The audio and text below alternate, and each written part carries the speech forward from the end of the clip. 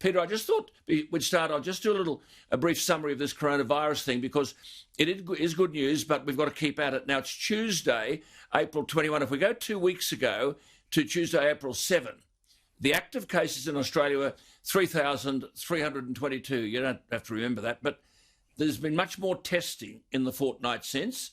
Yet today, the active cases are 2,290, which means they're down 1,127. The active cases have reduced day on day for the last 2 weeks. So have the critical cases. Remember all this talk about there won't be enough intensive care beds?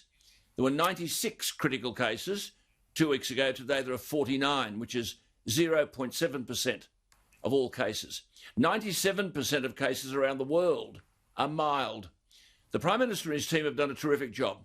Now they've got to decide, and this is tough, when do we start opening the door and how far can we open it?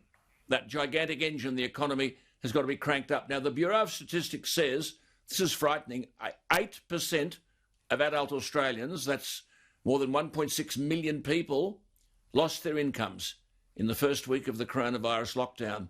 That's a lot of ground to be made up. Carl Hennigan, the director of the Centre for Evidence-Based Medicine at the University of Oxford, said yesterday, and I quote, "The damaging effect now of lockdown is going to outweigh the damaging effect of coronavirus." Look, there's one thing to remember. There are 7.7 billion people in the world. The coronavirus deaths are 168,000. But in the year to date, that's to today, Tuesday, April 21, 3.9 people have died from communicable disease. In the year to date, just up to now, April 21, 2.5 million have died from cancer. 762,000 have died from alcohol-related disease. In the world, there are currently 1.6 million active cases, but 1.59, 97% are mild. Remember when we were told by some journalists that 5 to 15 million Australians would be infected? That was on March 20, Peter Van Onselen. 35,000, he said, to 105,000 will die. The death total is 71.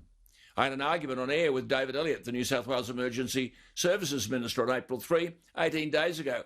And his retort was, "Alan, this could be another Spanish flu." 50 million people died in the Spanish flu.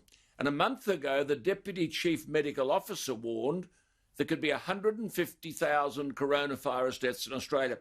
I think Australians are entitled to better from the gang of hysterical alarmists. Just let's keep doing what the Prime Minister suggests. We're on our way to crossing that bridge. Peter, it's good news, but of course you can't let up, can you?